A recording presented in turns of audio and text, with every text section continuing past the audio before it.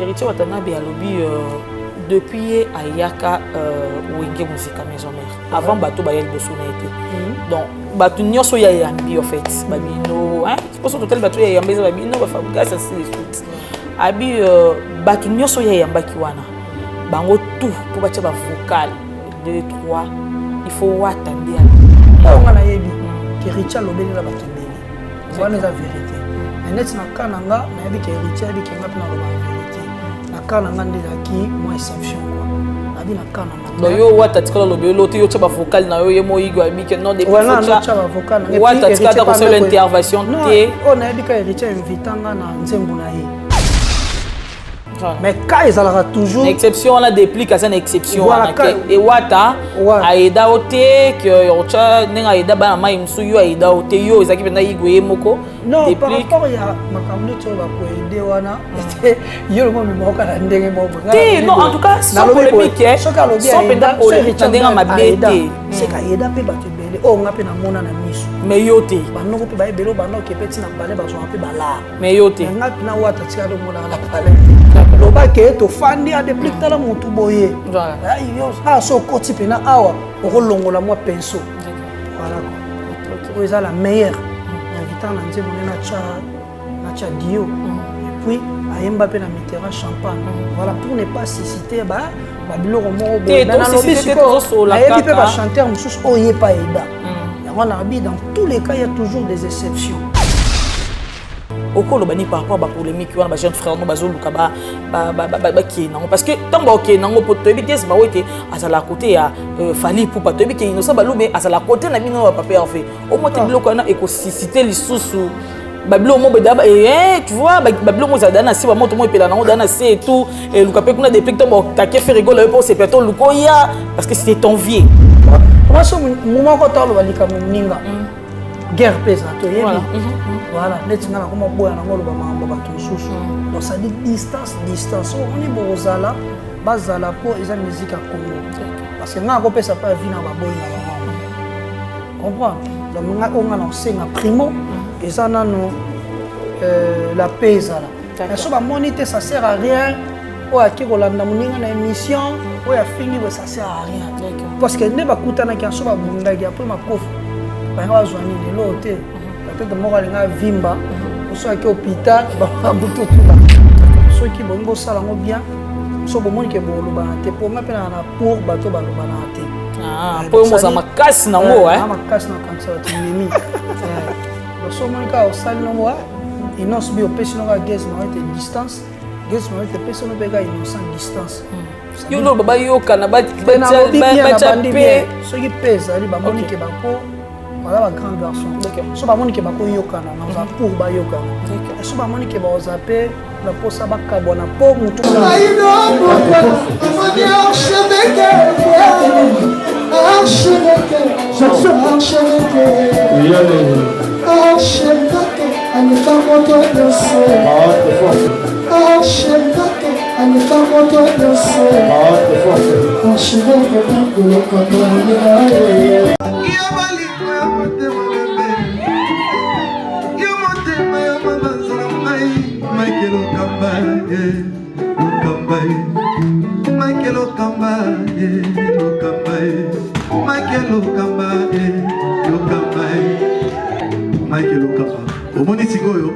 L'artiste, c'est l'improvisation.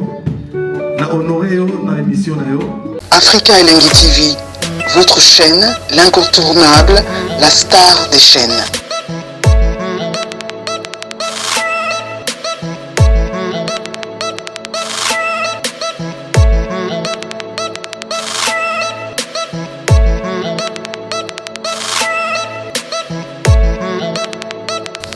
Africa Elengi TV, la magie de l'info.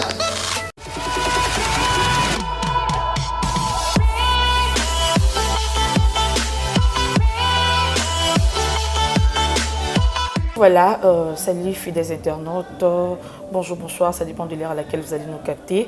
Comprenez que ici c'est SP la Lion de la presse. Je suis très heureuse de vous savoir très nombreux entre de suivre cette émission qui a comme objectif de vous informer et de vous divertir parfois. car nous sommes là pour promouvoir l'excellence. Merci au tendre Père, les dieux tout-puissants pour le souffle de vie. Merci d'abonner les psaumes de Boza pour s'abonner tellement. Et en tout cas, merci pour votre confiance. Merci à toi derrière la caméra. Richard Tessa, image, son microbe, ainsi qu'à Berly Vengamit et notre monteur. Merci comme ça et joyeux anniversaire à Maman Bita. Maman Bita, la femme légitime du champion, Caps Kapanga, l'homme à la Rolls. Bon anniversaire à toi, maman. Le lot, puis tu peux fêter ta champagne parce qu'il y a pré-émission. Tu peux toquer quelque part pour péter la champagne parce que déjà, mes rassodos là qui veut dire que 14 ans, il y a un au manque. Voilà, les lots, surtout Vandi Boy, sur les lots de Novembre, c'est maquillage là, c'est bien quand c'est qui m'a remboursé. Donc aujourd'hui, je vais recevoir pour vous Pomba et Nuance de Pluka. Et c'est avec lui que nous allons dérouler cette émission. Voilà, Richard, si tu es d'accord avec moi? Fongola, Kota Pomba. Bonjour Pomba. Bonjour. Ça va? Ouais, ça va. Au taquet, déjà avance donc. Ah oui, mais il faut attaquer. Danger. Ouais. Vraiment. Mais tu as grossi, tu as pris du poids, Pomba. Ah, nazo bisayo, on kamna na kita.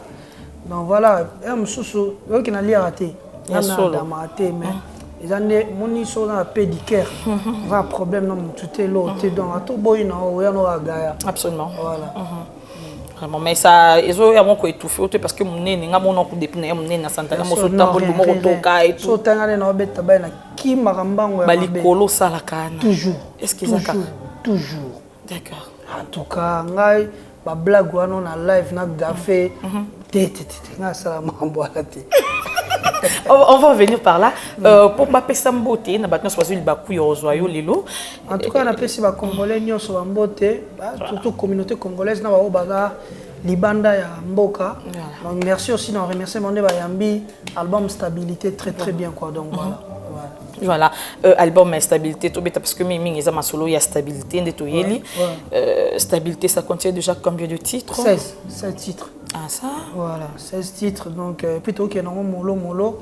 L'album est tellement costaud, et puis on a bien, on a ça, on son balamote. Voilà. On se bat comprendre, on a un système, le single, moko, tu vas découvrir Banzé Mounios. Merci na bato de Asiba Yambi Tembena vol d'amour. D'accord. Voilà, merci. Ok, avant notre côté, parce que Naïmi comédien, Naïmi peut venir en journaliste, Naïmi quand même musique. Mais si tu peux faire un morceau, Banda utina ye Paris Tembena tembe. Ngapena utina nga lufu Tembena tembe. Meto kutani na boite o Tembena tembe. Affrontement ya somo Tembena tembe. Mbanda sombi na ye champagne Tembena tembe. Ngapena foke na shisha Tembena tembe. Bami benga basia mabala. Bafinga biso bachele biso na bango. Banani balelisaka baninga biso. Voilà, Tembe la Tembe, une très belle chanson. Nga kuna kama nga maîtrisant mais ma fille moi nga maîtrisant au mbané ça yo.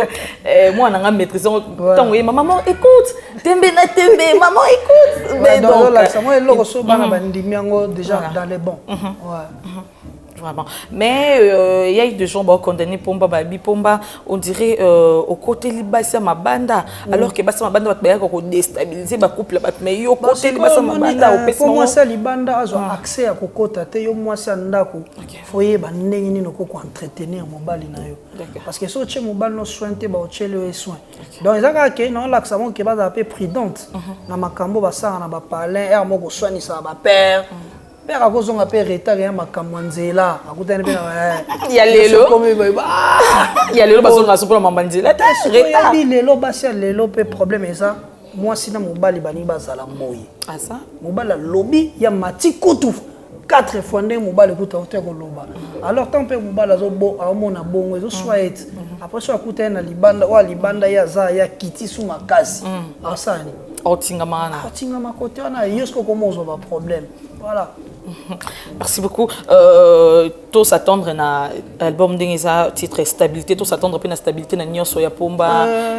En tout cas, ouais. Groupe stable, VIP, parce que vous avez la vie privée, Pomba, ouais. En tout cas, ngai siko. Star en la vie privée. Ngai na lingaka vie na ngai ya vie nanga intime na ko bengo intime ezata moi privé parce que makambo comment les canaux na internet est grave na mona ngo grave ça dit bato ba comment ko juger na ba bolingo bato on na bato ba fanda ça sujet ya bolingo ya bato au moins mutonga za artiste et musicien mais bino beaucoup mokota na vie privée na yangana ceux qui ont artiste exposé vie privée na yo na internet internet pe sakana na yo yangana moninga na adopta pena option vie na biso waze quoi ça dit bana nanga bo na besoin boye ba na internet té moi si nanga besoin pe na besoin boye ba été donc ça dit bino botala ngai pona za la bien mais on dirait des pics pena bana on dirait tchaka ba on dit mona ba page mususu bana ya musicien kingandi ba na tchaka nanga bana mena ndenge te na exposer balifanto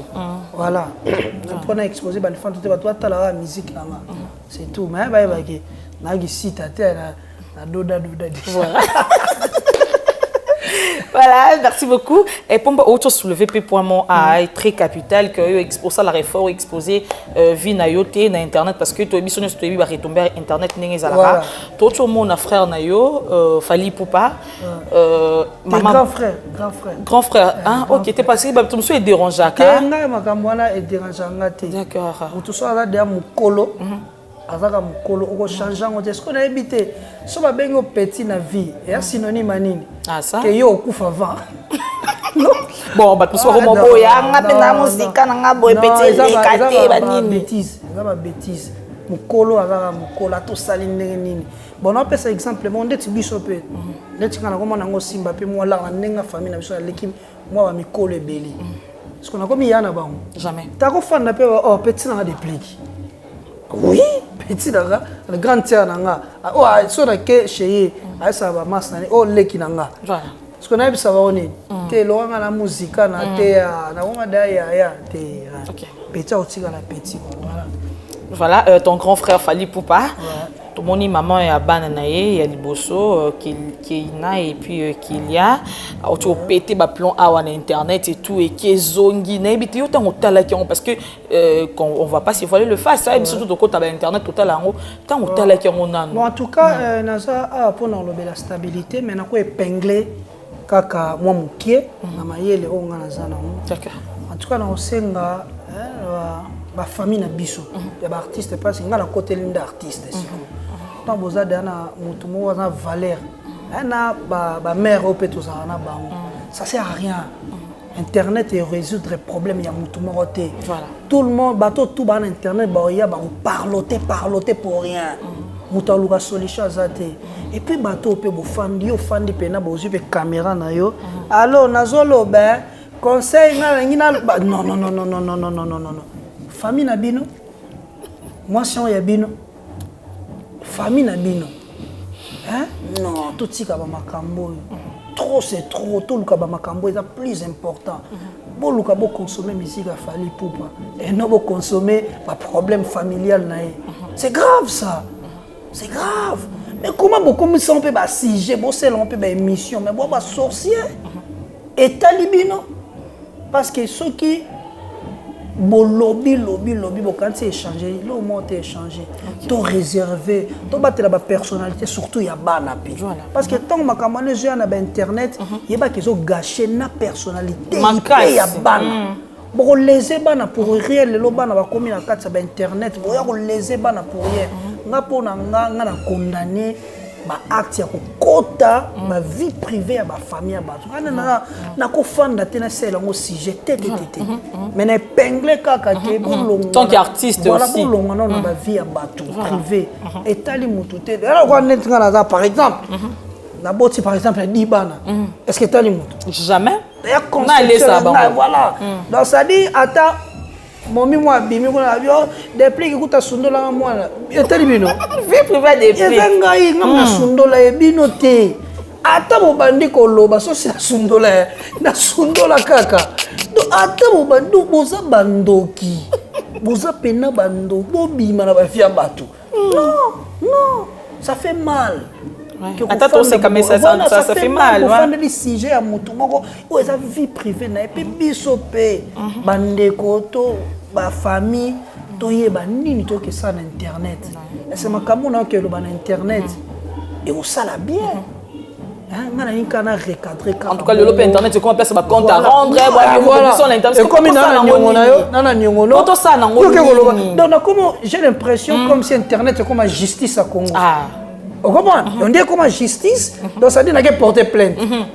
Nana nyongono o mutasu bina téléphone bon moni la fille yo ala nyongolanga boye bango mukini mobimba non azo vraiment bon alors foot a nyongo pas foot en internet pété il est comme un PV il y a OPJ internet et comme PV OPJ ba sambiso papa pesa kombo no papa fana venini papa bon est-ce que ebi poani o komeli a non c'est pas possible. Vraiment. Voilà. Merci beaucoup les amis. Avi ya Pomba moi bien épinglé en gros tant qu'artiste aussi. Pomba toko leka na mamsute 100% to côté nango famille musicale bon tu perdre un baoba au nom de Papa Joski qui a beaucoup tard na habité oyamba qui ça ndenge nini. En tout cas ça là vraiment pas si parce que nous entend alikambo yanga na papa soka seliwa o mama basili ça c'est maloba donc ça dit baza ba vie oyo ba mélodiste ya mboka na biso mais ngai loko yo sala ka passe on dirait Congo ezobeta mokara. Comment ça Congo ezobeta mokara? Parce que na mona bazolobelela ngote il a trop mou. OK. On a remarqué ça. On a remarqué dans ça, il a trop mou. Côté na biso pe ba musicien, et na côté pe ba fanatique, faut tout toujours ko pesa connaître. Donc ne ba beta moi karamoni et au sala pena bienté na katia ya musique au papa salela biso. Comment ça ba beta ngokara? Ouais, ndeka na mona meza moi mou. Eza pena moi mou quoi. Donc faut toujours ko pesa ba légende na biso ba valeur na bango ta bazati. Voilà. Merci beaucoup. Depuis qu'il y a mon nom de papa de son vivant, aujourd'hui qui t'ont beaucoup de boye bana. Pourquoi? Tout le monde en a été. Pas ça, bah circonstance. Ok. Tout le monde attend au coup de mais du moins. Toujours la musique voilà. Mais les gens aussi bah c'est dérangeant qui bah au moins la batinde bah OK matin mais depuis absence na vraiment mais ça remarquable aux autres qui ndété yo zana ka yoko mais oui parce que au moins la photo yamba pardon pour la catégorie la photo yamba bino et te poser après ba question tout ça pendant de jeu on va recevoir pour vous artiste boy parmi les questions bah que notre depuis absence non vraiment ça remarquable bah ninga bazo qui ndé aux autres qui ndété fallait na zalamena na moi problème contre état mon boy.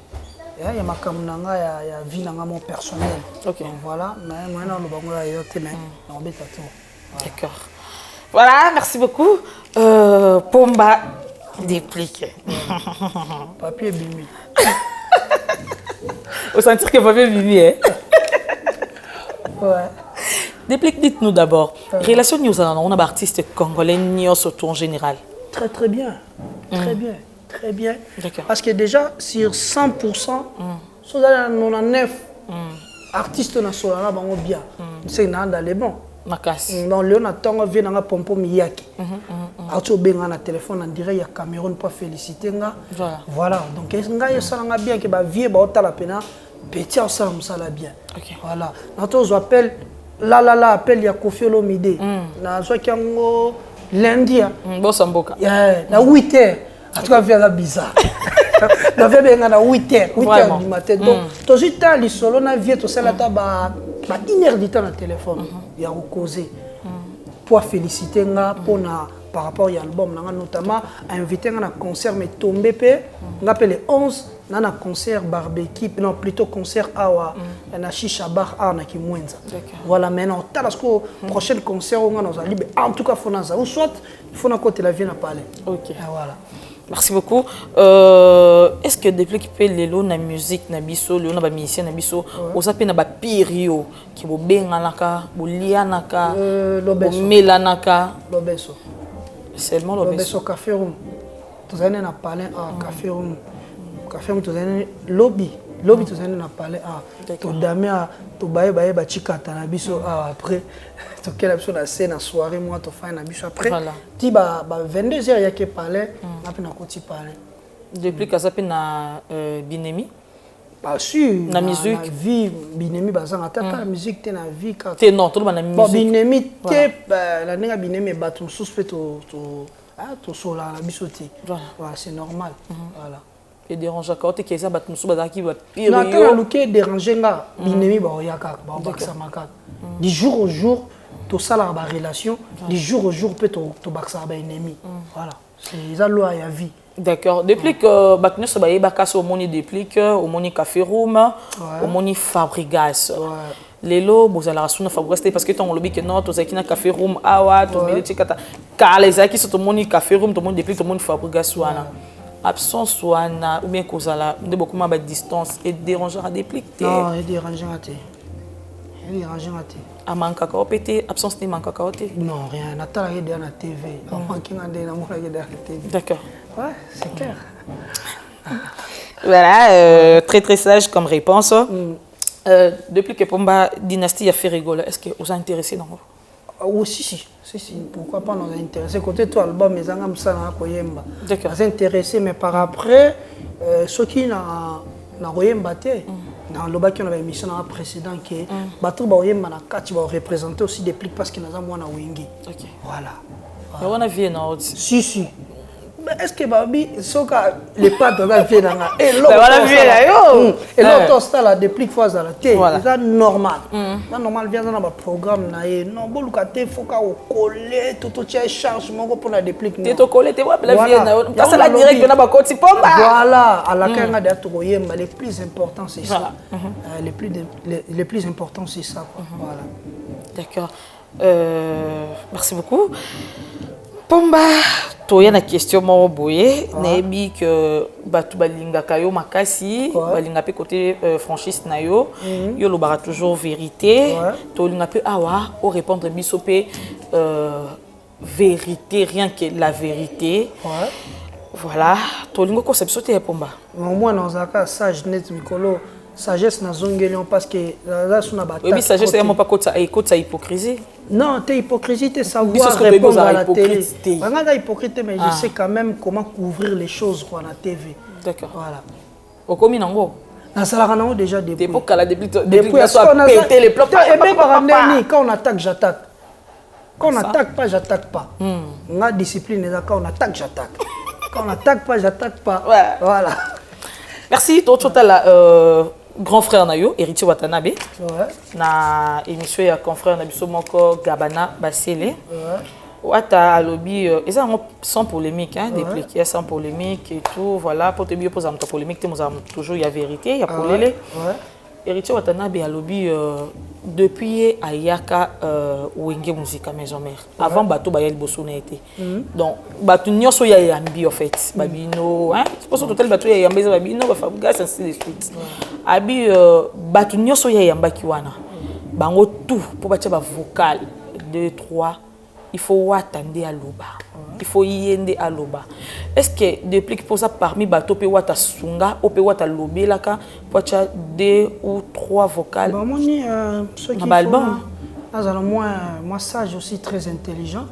Il y a réponse oyo balobaka kanyos tu baloba ya ka en général. De baloba ke ata baluba babotaka trop. Comprendre? Est-ce que baluba tu babotaka trop? Non, peut-être Richard Bakion en général quoi. Donc photo luka ya mo ba penser à artiste ato ebaka ko limiter en place ko zala pour susciter ba sujet il y a ba polémique. Moi j'étais toujours tu nous réponds, tu regardes la caméra voilà bike o ngana yebi que Richard lobeli la bato belé. Voilà la vérité. Mais net na kananga na yebi que Richard yebi que ngapi na loba vérité. Na kananga ndela ki moi exception quoi. No yo wata tikala lobe lote yo tshaba vocal na yo yemo igwa bike non depuis voilà no tshaba vocal na wata tikala ko seule intervention te on a bika Richard invitanga na nzembu na ye o eza la meilleure invitant na nzembu na cha dio et puis ayemba pe na Mitterrand champagne voilà pour ne pas citer ba biloko moko boye na lobi siko na yebi pe ba chanteur mususu oye pa eda yango na bi dans tous les cas il y a toujours des exceptions.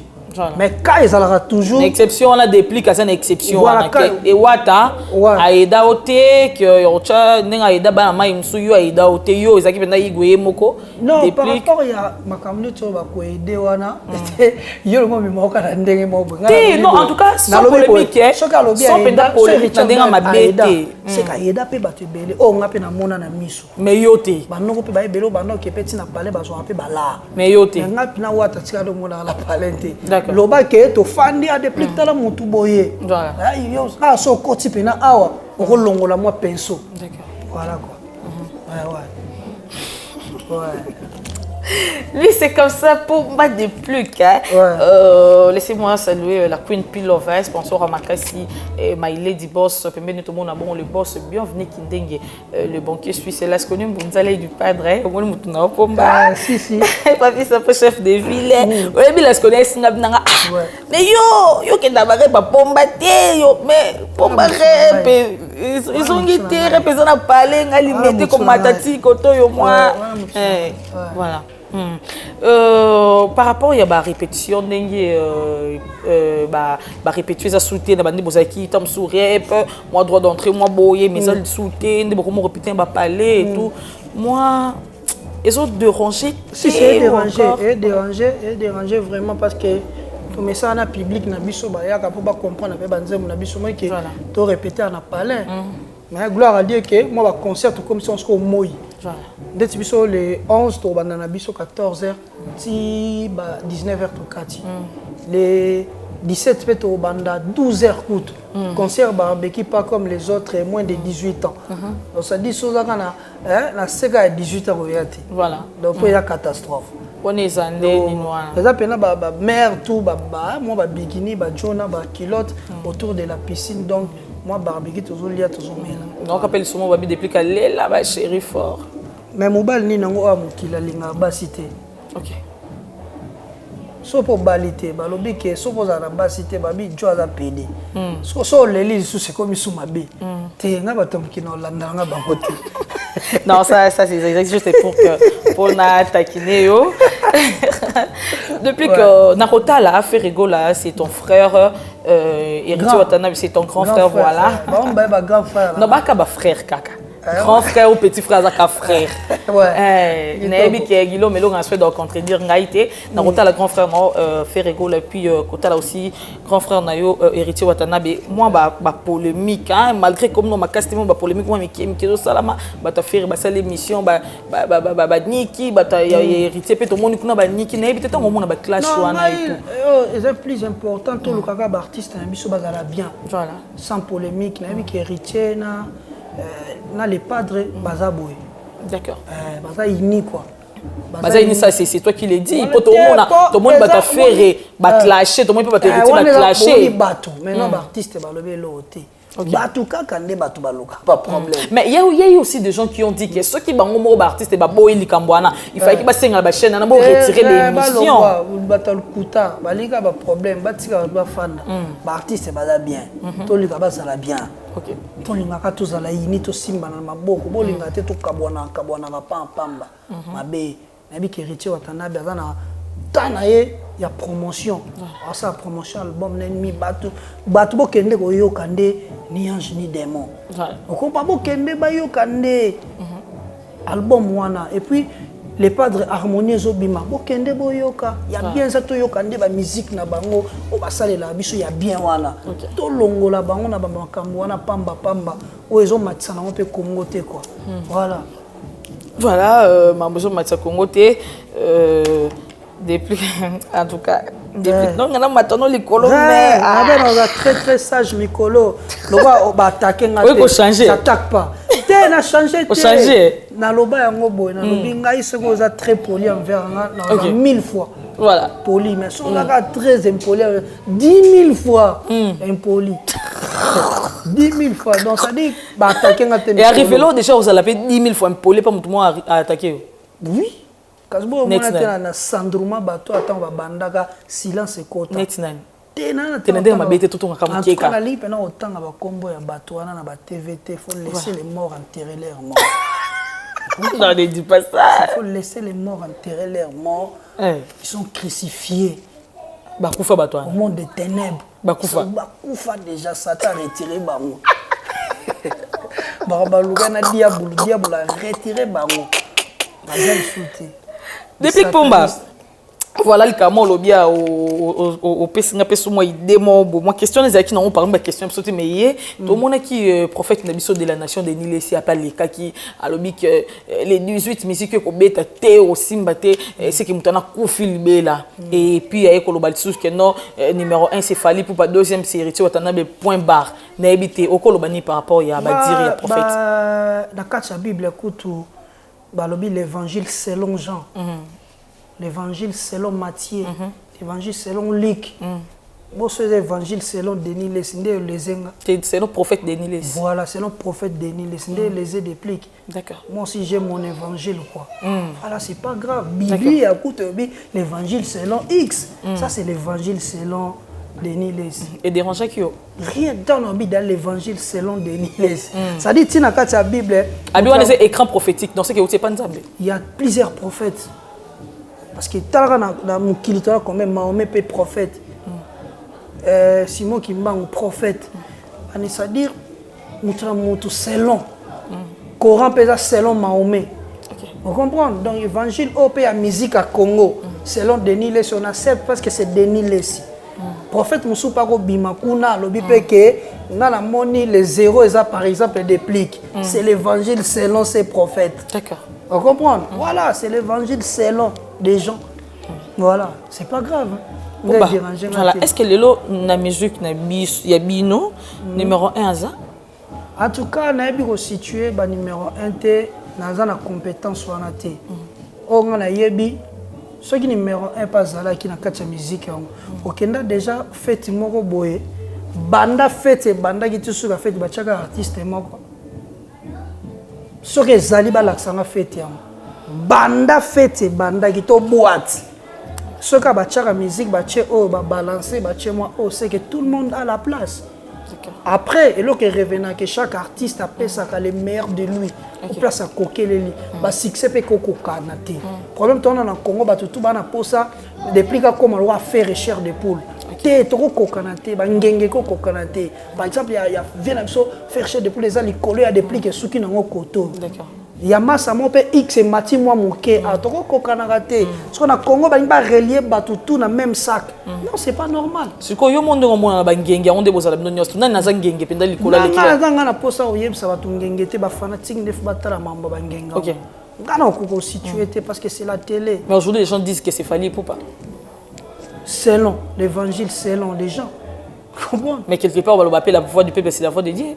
Soit la voix du peuple c'est la voix de Dieu car ba peuple on est batuna bango Jésus na Barabbas poponi nan babi Barabbas. Ce que vous voyez ça veut dire voix de Dieu. Ah ça?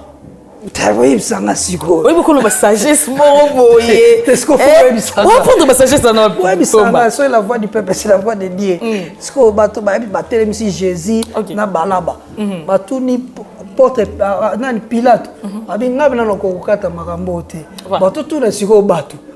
Té la voix de Dieu c'est la voix de Dieu. Pour population peut ça la pérère. Notamment tout le monde a un peu à politique, comment pour un président va faire chier, pour voter qui est. Voilà, c'est normal. Nga nazate na contre la polémique ya batu batu ba yo kan stabilité. Stabilité ba ko ba vol d'amour. On comprend batu ba yo kan ba vol d'amour ba makambo tutu ba mission tout ya Congo ba ça danger. Nyonso ya Congo ba danger. Comment ba danger nga na ligne nga okota ba makamwa te ba yoka nda album nanga. D'accord. Voilà. Pour mikolo pour kim non dire ba polémique pour que album mais ça so boké non ça peut non dire ba boya. Polémique ça ba distraction. Ah, on comprendre quoi? Il y a ba distraction moko inutile. Mais comme et là là ça que soit attaquer nga na tiki. Wana zo la sabongo te que soit attaquer nga pour un album tiki yote na. Ba bi pour dire promotion ça moi zo. Promotion ça na kitoko. Jamais.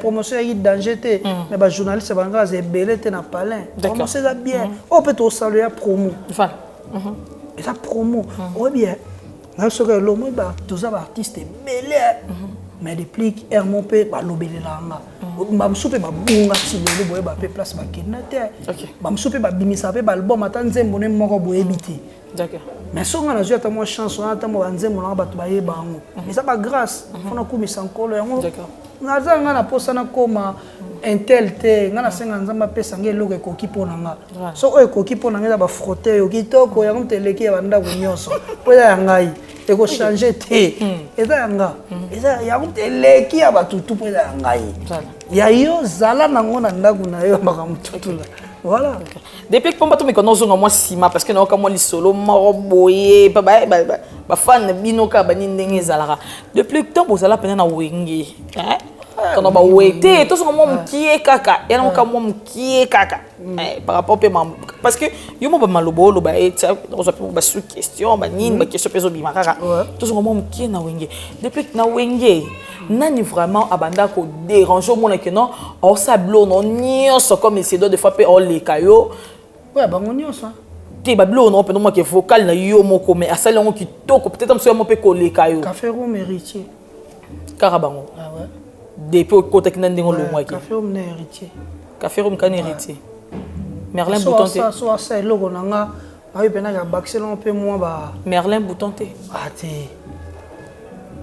te alors ça bilo là ngate fatwa yopo kina biso café on héritier so na ba niati ba plan nga OK oki mo ingrédient OK to na so mo ingrédient ngamla fa ah pe maelo oya keno fa ngamna changa sa on studio et ça la boy moi so ngise mketo mona image mo bo peta Merla pour le lono to mono simba motu lukuta wapi ba image na internet ça dans les chanteurs ko imbane pe logo nanga mais ba o ba ndo sala ngo fréquemment na la maison mère et ça qui héritier watana bena café mais plus bando ça on peut bien d'accord monter na ceux qui ba ndo ba ça peut ba mungu moko bo mon pe afin na studio nga na kenon pe maele voilà d'accord merci beaucoup stabilité pourquoi au check on a cap premier volume premier volume deuxième volume parce que na ba moi ba problème on a ba producteur ou déjà comme na souka yango to préféré to sendango bon mais par après ba faut ba yo kande album ba difuni ça c'est moi ya difuni quoi c'est à dire niveau ba to senga na c'est longo clip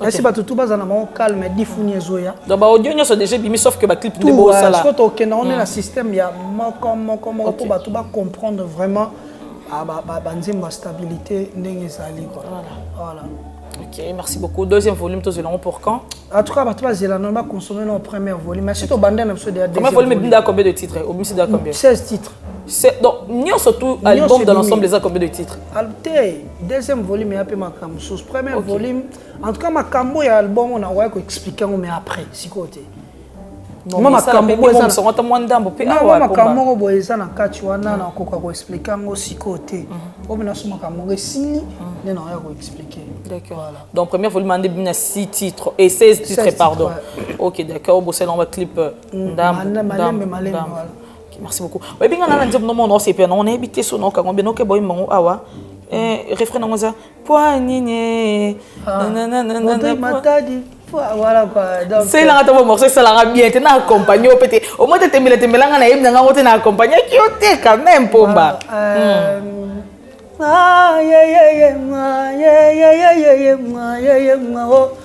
Océan bazipa te mais jamais bomba bosoto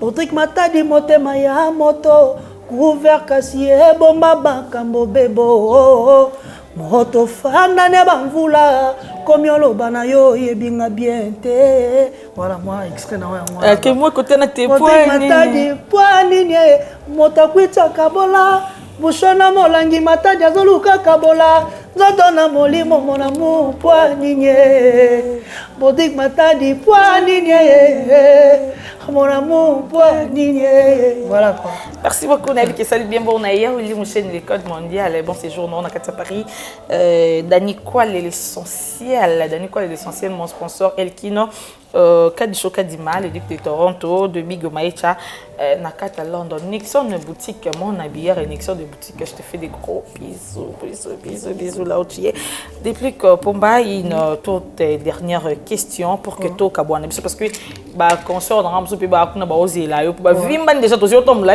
voilà ah n'est-ce pas que nous zotom là pour ça la biso ça ya ngai quoi depuis que Pomba tout le monde a bandeko na yo pe o baza ba jeune frère na op ba jeune talent op ba ça succès na bango Gez Maot et puis Innocent Balume tout le monde qui Innocent ba yamba qui na émission ya confrère na ngai ngabengaki ya Papimbo Makeje sali en passant Innocent azaki na plateau to moni Gez Maot et pas ko ya et tout Gez abinga na yaki tout ça pour na sala boy Innocent pe na fait na beta na boy écrit mo ba bilo mo et puis avant déjà on a mo ba tirer mais ezaki na ba voix c'est ba entité na ba Instagram mais baza toujours ko tenir ya papier rigueur que no yende mutasale loko ana ba kutana ba sala boy na ebité okolo bani par rapport à polémique wana ba jeune frère no bazoluka ba qui non parce que tant ba ok nango poto Gez Maot azala côté ya Fali pour pas to bi ke Innocent Balume azala côté na bino papa en fait au moins te biloko na écosystème lisusu babilo mo bedaba tu vois babilo mo zadana si ba moto mo epela nango dana c'est et tout et luka pe kuna depuis que to ta ke faire rigoler pour ces plateaux lukoya parce que c'était envié na bito okolo bani par rapport mo babilo kan déjà non c'est bon voilà c'est ngara qui la pérenne. Ok. Que la paix non soit bon pour moi sage. C'est un cas qui est paix régner entre tous les deux côtés. Et non se bien comprendre que Gez Maot aussi c'est ton frère. D'accord. Ceux qui bon ça lango bien. So bon monde qui bon lo banate pour nga pena na pour bato ba lo banate. Ah, pour mo ça makasi nango hein. Na makasi na kansa wa timemi. Donc so monde ka au sal no wa. Et non se bien opesi no ga Gez Maot distance. Gez Maot personne pega Innocent distance. Yo lo baba yo kana ba ceux qui pèsent ali ba moni ke ba po ba grand garçon. So ba moni ke ba ko yo kana na za pour ba yo kana. So ba moni ke ba ozape la po sa ba kabona po mutu mo so muma ko talo balika muninga. Guerre pesa to yebi. Voilà, net ngana ko mo boya na ngolo ba mamba ba tunsusu. Donc ça dit distance. So on est bozala bazala po eza musique à Congo. Parce que nga ko pesa pa vie na ba boy na bango. Comprendre? Donc on a lancé un primo et ça non la paix là. Mais ça va moniter ça sert à rien. O aki ko landa muninga na émission o ya fingi ça sert à rien. Parce que ne ba kutana ki so ba bunda ki après ma kofi. Ba nga bazwani ne loté. Peut-être mo nga vimba o so aki hôpital ba butu tout là. Donc on senga ba créer la paix voilà na ozala pena trotter ende ba ivoirien ba nan ba bo dedans je suis dehors quoi. OK. Voilà. Merci beaucoup Tozaki bon on a Pomba Nion ça. Pomba je vais te demander seulement bilomi balé kaka. Au PC na joyeux anniversaire na maman Bita et Caps Kapangala le jour à Botama. Ouais, joyeux anniversaire à vous maman Bita ya Caps Kapangala. Voilà. Donc Botama est là mon mère profitez vraiment na mukolonao de la part de Pomba Nion l'homme de musique. Voilà. Et puis bonjour kaka na boss bienvenue Kindenge les banquiers suisses. Boss bienvenue qui les banquiers suisses. Donc voilà, on a pu sauver Mbote Belé, on a profité aussi on s'appelle la Skoni Mbunza. Chico Simisi. Donc voilà quoi Mbote nayo. Si boss est sali loi. Rigoba tout très intelligent. Paolo Dos Santos. Vient na Paolo Monga na Irlande. Napesi amigo Ngomo Mokonza ba cette commune Aris ensemble suprême. Napesi Audrey Minator Kalaming tête aux années à Nakacha Kisasa. Audrey Minator hein. Voilà à Lugo Star donc voilà barbecue mo pesa na katsa Luanda les 17. OK. Les 17 biso to beta ah. OK.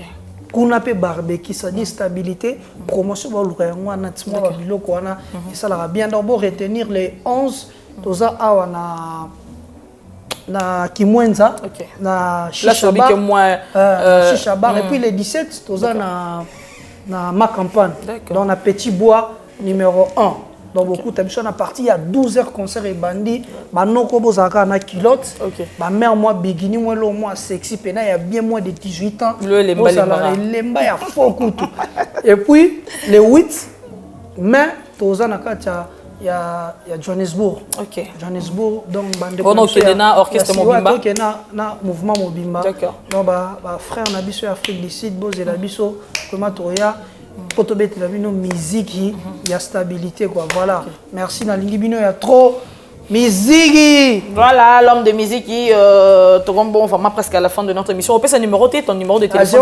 00243 89 18 71 932 00243 89 18 71 932 pour Nabino Baeboza na posa bokota na deuxième volume, il y a stabilité. Voilà, Mizigi. Merci beaucoup. Comprenez que on était avec Pomba de plus qu'à l'homme de musique. Merci beaucoup de votre pour soutenir la Lyon, le combattant de la Lyon. Non? Le combattant de la Lyon, je vous amour, je vous fais des gros câlins. Quand je suis toujours comme bunda. Quand on est dans le bar, on a zappé. Poso zappé noya. Sauf fingo mon noya. Ah noya. Sauf olingangate zappé. Voilà, continuez de vous abonner. 63K, c'est pas du lot à voir. Je vous aime, je vous adore. Des gros bisous à ma fille, à ma famille, à toute personne qui m'aime. Et parce que je n'ai pas votre temps. D'ici là, portez-vous bien et bon, tu des programmes sur notre chaîne. Bye bye.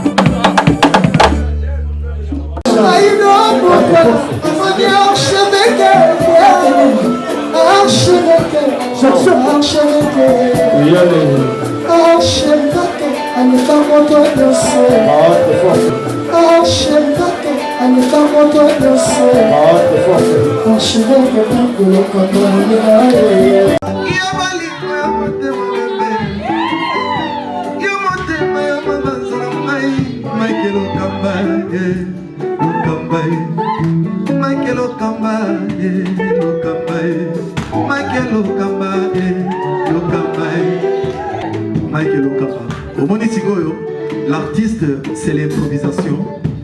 La honoré dans l'émission. Africa Elengi TV, votre chaîne, l'incontournable, la star des chaînes.